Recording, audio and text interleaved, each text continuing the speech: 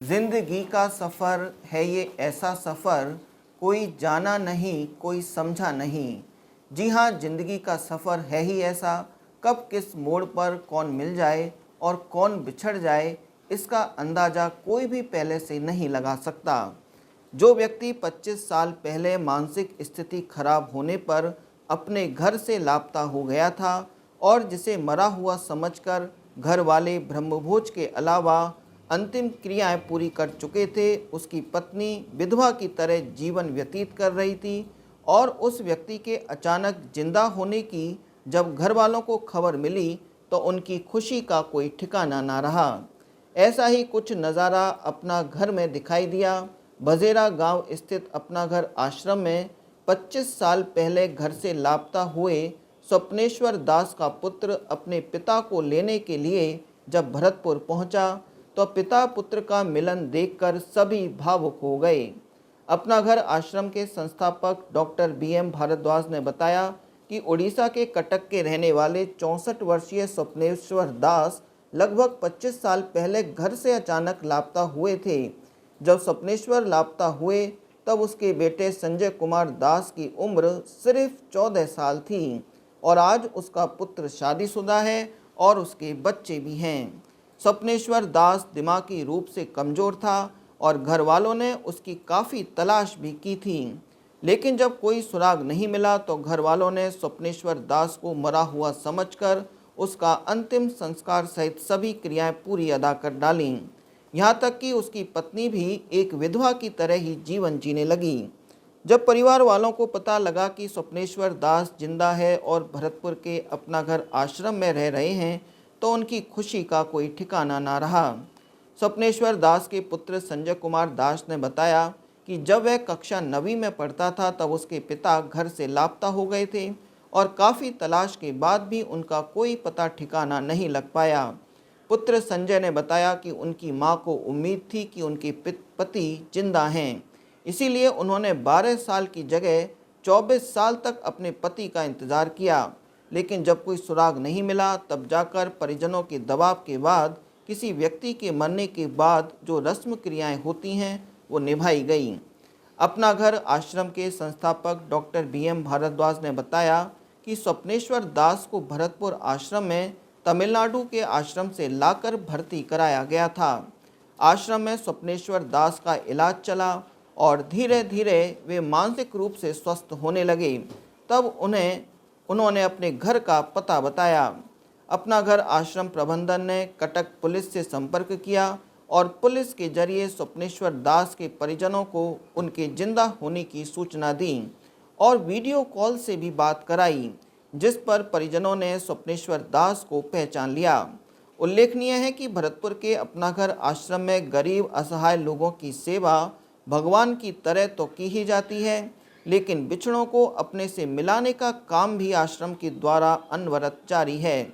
अपना घर आश्रम के द्वारा अब तक लगभग 25,000 से अधिक लोगों को अपने परिजनों से मिलाया जा चुका है।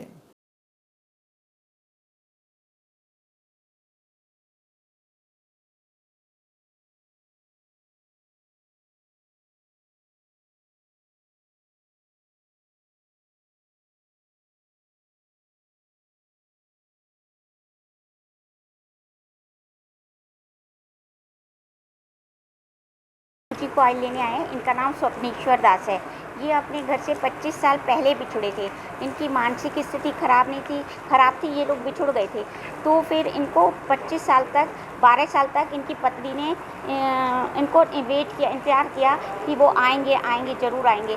12 साल बाद उनके परिवार ने मान लिया कि अब वो इस दुनिया में नहीं है, तो सब्र कर लिया उन्होंने और फिर 12 साल और बीत गए तो इनको कार्यक्रम भी कर दिया, मृत्यु भोज का इन्होंने कार्यक्रम भी कर दिया। हमारे प्रबंधन ने यहाँ पर ये आए थे अपना घर आश्रम में 13 मार्च 2021 में। तो 13 मार्च 21 के बाद इनकी ट्रीटमेंट चला था। उसके बाद हमारे प्रबंधन ने इनसे काउंसलिंग की। काउंसलिंग के दौरान 2 बार असफलता प्राप्त हुई, इनके घर का ट्रेस नहीं कर पाए। लेकिन तीसरी बार जब इनके घर को ट्रेस किया, जब इनकी मानसिक स्थिति थोड़े स्टेबल हो गई, तो इनके परिवार का पता चल गया, यहाँ पर पता चल गया। और 13 जून 2022 में इनके घर सूचना पहुँचा दी गई थी। जब सूचना पहुँची तो वो यकीन नहीं कर पा रहे थे कि ऐसा भी हो सकता है कि 26 साल बाद, 25 साल बाद ये वापस आएंगे। तो एक्सेप्ट करने में इनको 1 महीना लग गया। उसके बाद ये इनके परिवार वाले, कल इनका बेटा आया है इनको लेने के लिए। ये कटक उड़ीसा के रहने वाले हैं। अब अभी भी इनकी मानसिक स्थिति इतनी अच्छी नहीं है कि ये मतलब अच्छे से रहेंगे। वैसे घर पहुंच जाएंगे तो अच्छे से रह लेंगे, क्योंकि घर वालों का साथ मिल जाएगा। इसलिए इस बार इनकी रक्षाबंधन का त्यौहार इनके लिए बहुत शुभ होगा। और ये जो सावन आ रहा है इनके लिए बाहर लेकर ही आया है। ये है इनकी 12 साल तो इनका इंतज़ार किया कि वो आएंगे, इनके पति आएंगे। 12 साल बाद उन्होंने मान लिया कि नहीं आएंगे। अब वो मतलब वो मान चुके थे कि वो ख़त्म हो चुके हैं, मृत्यु हो चुकी है उनकी। और 12 साल बाद 24 साल का हो जाते हैं। इनका मानना था कि जब 24 साल हो जाते हैं तब हम मृत्यु भोज करते हैं, मतलब जब 24 साल तक कहीं पता नहीं लगा। तो अभी 2 साल पहले ही इन्होंने उनका कार्यक्रम किया, ब्रह्म भोज। ईश्वरदास प्रभु जी हैं। एक संस्था का आइडियोलॉजी है, विचारधारा है कि कोई भी असहाय लाभार्थी कहीं पर भी हैं जिन्हें कोई नहीं संभाल पा रहा है। रोड से तो लेकर आते हैं, लेकिन कोई ऑर्गेनाइजेशन नहीं संभाल पा रहा, वो हम लोगों को देते हैं, हम उन्हें संभालने का काम करेंगे। एक आइडियोलॉजी संस्था की एक विचारधारा है। इसी क्रम में तमिलनाडु से बेलूपुरम एक जगह है, वहाँ से 2021 जनवरी में 144 प्रभुजनों को संस्था लेकर आई थी। उनमें स्वप्नेश्वर दास प्रभु जी भी थे। इनका ट्रीटमेंट चला। ट्रीटमेंट के उपरांत उनको निरंतर सेवाएं जो भी होती वो उपलब्ध कराया गया।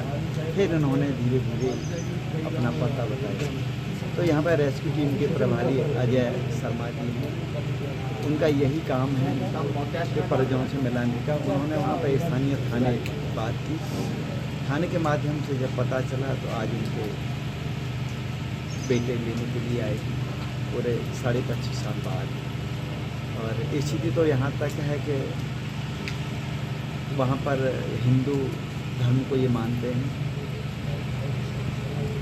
तो वहाँ पर ये मान्यता है कि 12 साल बाद, अगर 12 साल हो गए किसी को परिवार से बिछड़े, तो उनकी जो अंतिम संस्कार की जो कार्रवाई है जो कि वो टोटल कर दी जाए। लेकिन इनकी माने एक विश्वास था कि मेरे पति मिलेंगे, तो 12 साल बाद तो नहीं की, लेकिन समाज के दबाव की वजह से 24 साल बाद उनको ये करना पड़ा।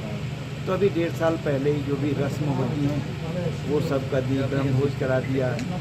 जो भी बिच्छू उतारने हैं या जो भी रीति नीति है वो सब कुछ कर दिया। पिछले 1.5 साल से माँ भी, इनकी पत्नी जो है वो भी एक विधवा का जीवन जी रही थी। आज इनके बेटे आए, आपने देखा होगा किस तरह से शुरुआत में तो एक दूसरे को पहचान ही नहीं पा रहे थे, लेकिन लंबे समय के बाद पहचान पाना भी संभव नहीं होता है कि सब कुछ बदल जाता है। परिवार में बच्चों की, बेटे की शादी हो गई, बेटी की शादी हो गई, उनके भी 10-10 साल के, जितना इस बेटे को छोड़ के आए थे उससे बड़ा तो इनका बेटे का बेटा और बेटी हो गए। आज ये अपना घर जा रहे हैं। ये सौभाग्य की बात है कि हम अपना घर की टीम के साथ ये सब कुछ कर पा रहे हैं।